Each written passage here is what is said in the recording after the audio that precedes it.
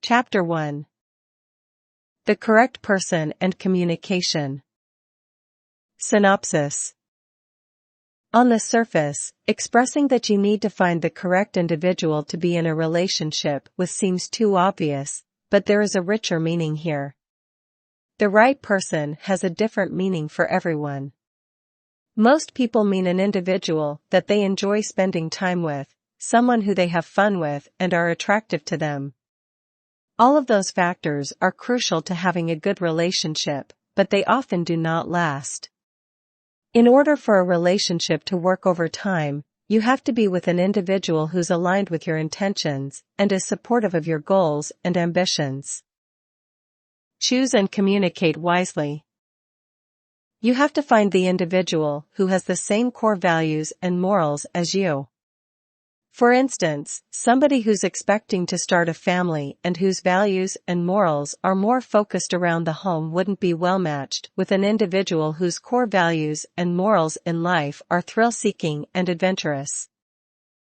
They may get along well enough, have lots of fun and have awesome sex in the beginning, but over time, the mismatch in core values and morals will start to take its toll and start to drive both individuals apart. Values and morals refer to much more than lifestyle, it goes deeper to your core being. Your core being, meaning who you are and what is your higher purpose is.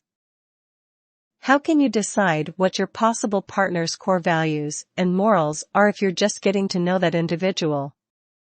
Just like you force yourself to go outside of your comfort zone and try new things so you can learn more about yourself, you should also plan on attempting to participate in a variety of new and potentially interesting activities with your date to see how they react.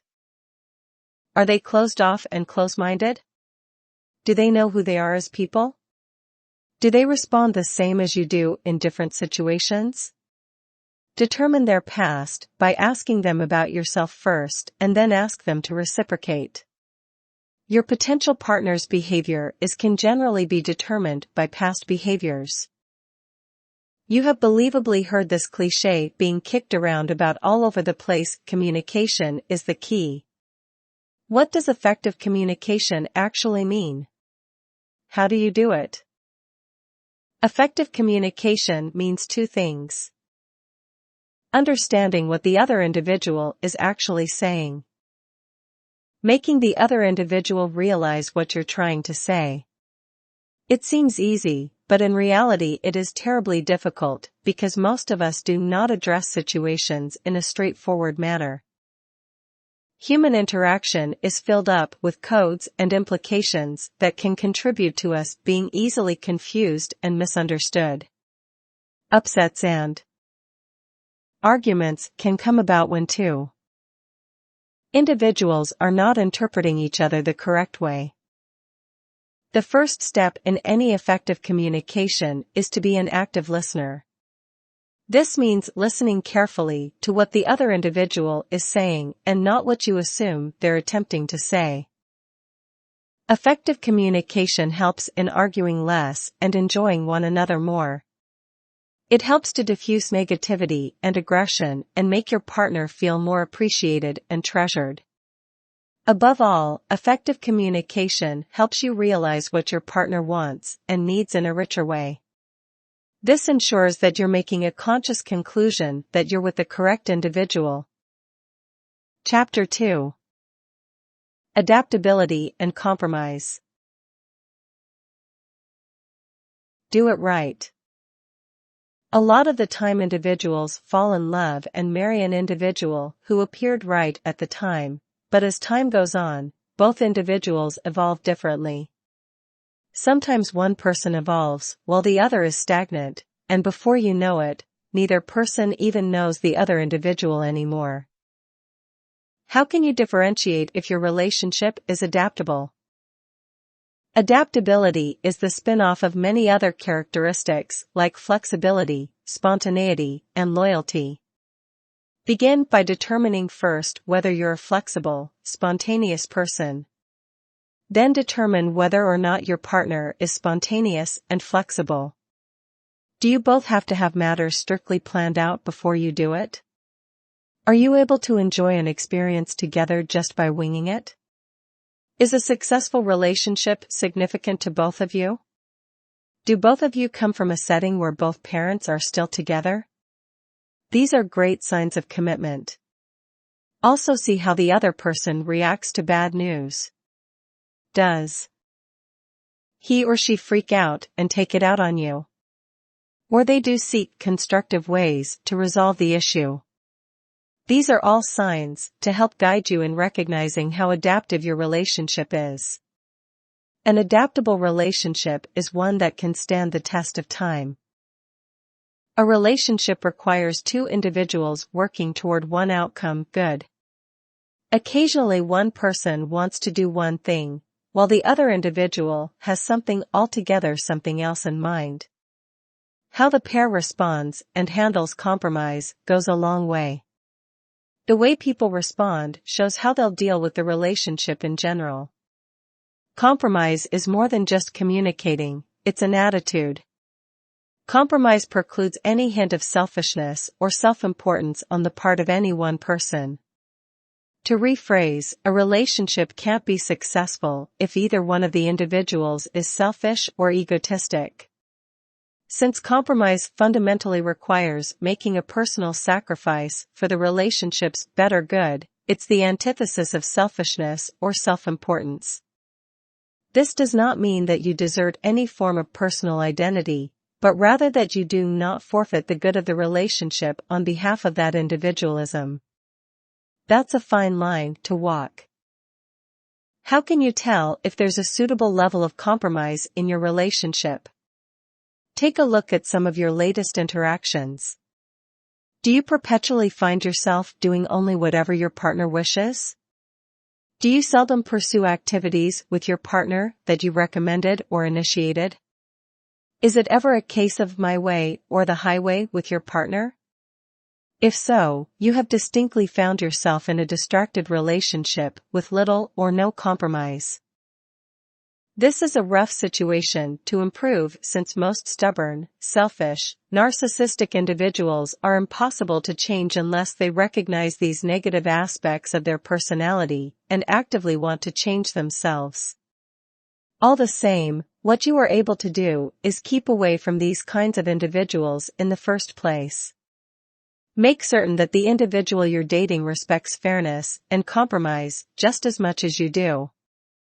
When you're seeing somebody, take it slow and see how willing they are to share. Do they give of themselves and their free time easy and willingly?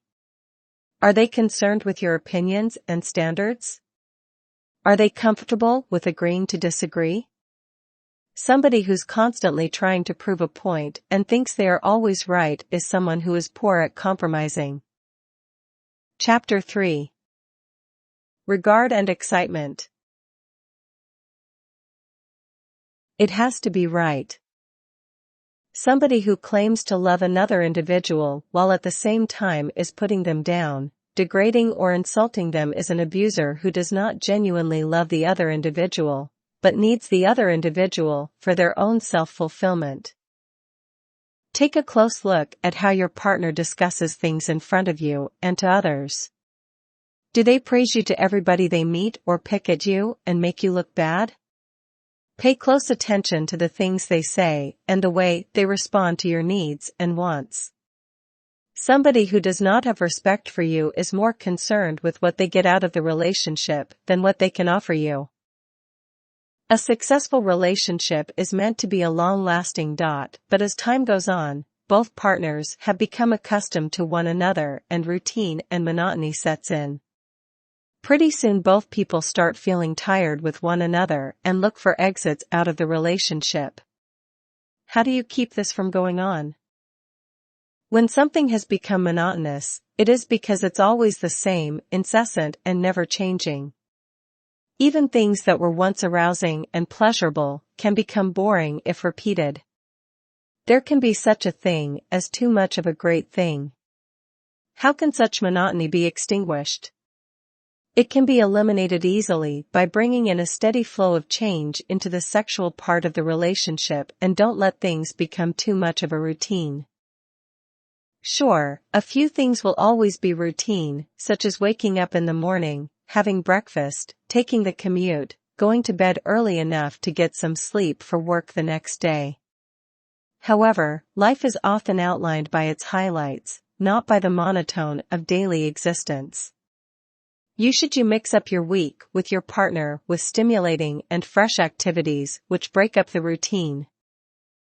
Put differently, add varied activities to your routine which create memorable highlights in both of your lives. Do not just attend the same restaurant to have the same dull dinner, reasoning that at least you are escaping from the monotony of a home-cooked meal or being in the house period. Rather, try a new cuisine such as Ethiopian or Korean which you'll long remember because it's so new and varied. Instead of taking the same vacation to the same beach house, take an exotic cruise to a new destination that you'll remember for the rest of your lives. Live your life as if one day someone will write a biography. Have you done anything interesting lately? If not, chances are your relationship is really starting to get stale. Remember, hit the highlights, and your relationship will be much more arousing and stimulating, absolved of boredom and monotony. Chapter 4.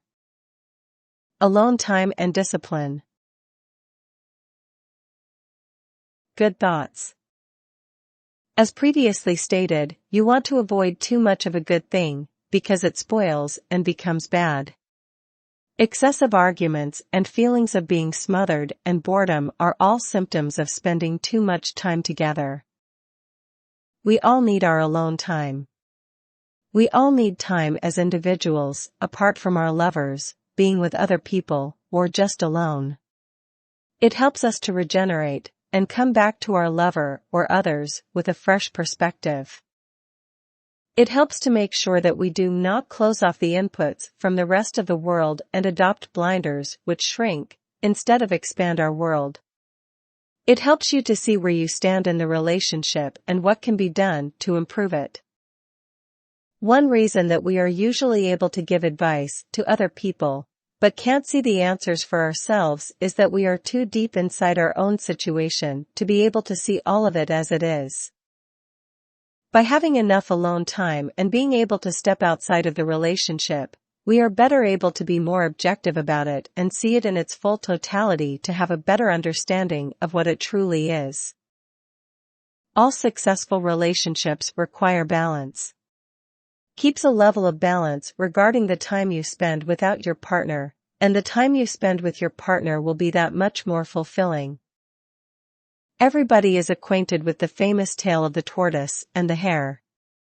The slow and steady tortoise wound up winning the race, even. Wrapping up. Conserving a healthy relationship demands the discipline to see the larger picture and deal in a positive manner with all of life's little labors.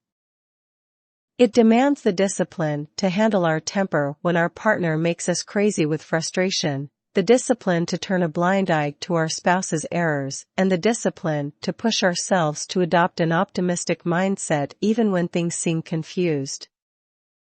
This does not mean to be delusional in the face of perilous obstacles or hopeless causes, but rather to have the discipline of mind to understand that a happy relationship with an excellent partner is much bigger than all of the little disturbances of life combined.